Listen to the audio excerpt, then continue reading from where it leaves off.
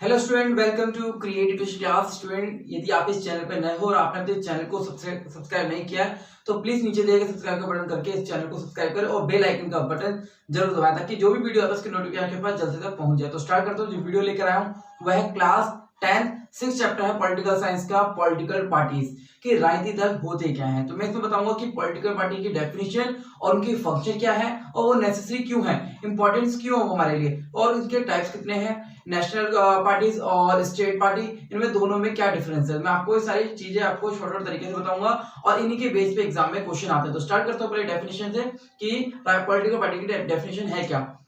तो पहला है a political party is a group of people. ये क्या है? एक लोगों का समूह है। नेक्स्ट है who came together to contest election and hold power in together. क्या मतलब है? ये लोगों का एक ऐसा समूह है जिसमें चुनाव लड़ने और सरकार में सत्ता संभालने के लिए एकजुट होते हैं। इसमें क्या होता है कि हर पॉलिटिकल पार्टी क्या होता है, इसमें एकजुट होती हैं और सत्ता हासिल करने के लिए चुनाव लड़ती हैं। इनको पॉलिटिकल पार्टीज कहते हैं। मैं दोबारा से रिपीट करता हूं इसको कि political party is a group of people. ये लोगों का एक समूह है, राजनीतिक दल, और who came together to contest election and hold power the government. क्या मतलब है? इसमें क्या होता है कि चुनाव लड़ने और सरकार बनाने के लिए एकजुट होते हैं और अपना एक तरीके से मत रखते हैं और इसमें अपनी पार्टी बनाने का एक तरीके से संकल्प लेते हैं। तो राजनीतिक दल कहते हैं इनको। तो मैं नेक्स्ट करता हूं, आपको बताता हूं उसमें कि पॉलिटिकल पार्टी हैज 3 कंपोनेंट्स। इसके 3 घटक है। हिंदी बोले तो इनके 3 घटक है, कंपोनेंट्स हैं। वो कंपोनेंट्स है क्या? तो फर्स्ट है पार्टी लीडरशिप कि जो पार्टी लीडरशिप है वो किसके पास होनी चाहिए और सबसे मेन जो पार्टी लीडरशिप है वो होना कौन चाहिए। तो उसको डिसाइड सबसे मेन कि पॉलिटिकल पार्टी के बेस पे किया जाता है। नेक्स्ट में है पार्टी मेंबर्स कि इसमें पार्टी मेंबर्स इंपॉर्टेंट है। ये पार्टी मेंबर्स नहीं है तो पॉलिटिकल पार्टी जो है उसका इंपॉर्टेंस नहीं है, मेन मतलब इसका महत्व नहीं रह जाएगा।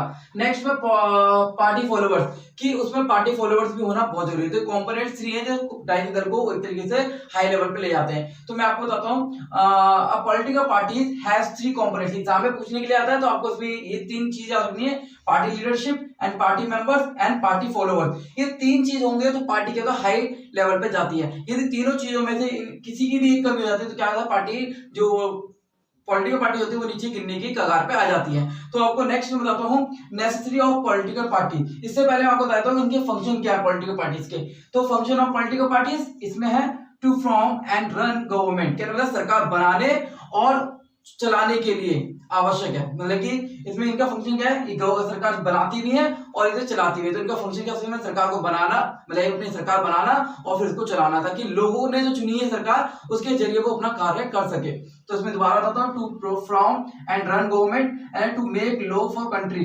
कंट्री के लिए कानून का निर्माण करना, इसके फंक्शन इंपॉर्टेंट। यदि सरकार बनी है तो वो नए कानून को लेकर आती है और वो आपके हित के लिए कार्य करती है। नेक्स्ट में है टू कॉम्पिटिट इन इलेक्शन, मुकाबला करना। सबसे मैंने जो अपोजिशन पार्टी होती है उनसे मुकाबला करना इनका मुख्य एक तरीके से कार्य होता है, फंक्शन होता है। नेक्स्ट रोल ऑफ अपोजिशन कि एक अलग से अपोजिशन के रोल करना कि किस प्रकार से आप उनसे बेहतर हो, तो वो इसमें दिखाना। नेक्स्ट है टू फ्रॉम पब्लिक ओपिनियन, सबसे मैंने जनता की राय लेना इनका मुख्य कार्य होता है। सबसे मैंने जनता की राय लेते हैं तभी इनके एक तरीके से जो कानून है वो आगे तक पहुंचते हैं। तो सबसे मेन है कि इसमें गवर्नमेंट को बनाना, सरकार बनाना और चलाना इनका मुख्य कार्य है। फिर दूसरा जो कार्य है to make law of for country, सबसे मैंने कंट्री के लिए कानून बनाना।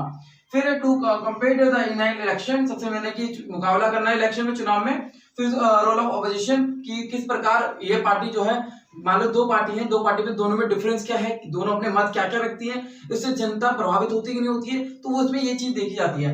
नेक्स्ट है टू फ्रॉम पब्लिक ओपिनियन, जो जनता की राय लेना सबसे महत्वपूर्ण होता है। तो ये फंक्शन इसके। नेक्स्ट के बाद आता है नेसेसरी ऑफ पॉलिटिकल पार्टी कि इसकी आवश्यकता क्यों है पॉलिटिकल पार्टीज की। सबसे मेन मैं आपको बताऊंगा इसमें इंपॉर्टेंस फॉर रिप्रेजेंटेटिव डेमोक्रेसी। सबसे पहले रिप्रेजेंटेटिव जो डेमोक्रेसी को चलाने के लिए बहुत जरूरी है, प्रतिनिधि सरकार को चलाने के लिए एक तरीके से पॉलिटिकल पार्टी की जरूरत होती है।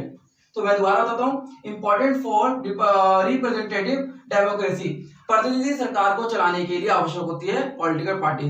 तो सबसे मेन आपको ये एक तरीके की नेसेसिटी जरूर रखनी है याद, एग्जाम में क्वेश्चन आता है इसका इसी बेस पर बनके, और फंक्शन आपको बताया इसी बेस पर क्वेश्चन आता है। डेफिनेशन आप ये लिख सकते हो, और कंपोनेंट कौन से, ये क्वेश्चन इसमें से आपके 4 कंप्लीट हो रहे हैं। नेक्स्ट है to from the responsible government of country.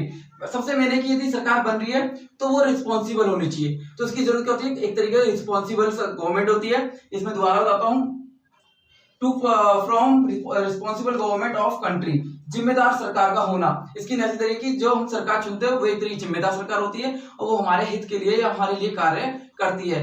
Next इसमें है to check the government policy, जो भी पॉलिसी होती है, जो नई नई पॉलिसी बनती है, कानून बनते हैं, उनकी जांच ये करती है, इसलिए इसकी जरूरत पड़ती है। नेक्स्ट है to support and the restrain to government policy, जो भी है सपोर्ट करना, जो कानून बन रहे हैं उनको सपोर्ट करना और लोगों तक पहुंचाना, इसका मुख्य उद्देश्य और एम होता है। तो उसमें मैंने आपको 4 चीजें बताई। पहले इसकी डेफिनेशन बताई, फिर उसके बाद कंपोनेंट्स बताए, फिर फंक्शन बताए इसके, और फिर उसके बाद बताया मैंने नेसेसरी। अब इसके बाद आता है कि नेशनल पार्टी होती क्या है, उसके बारे में आपको बताता हूँ।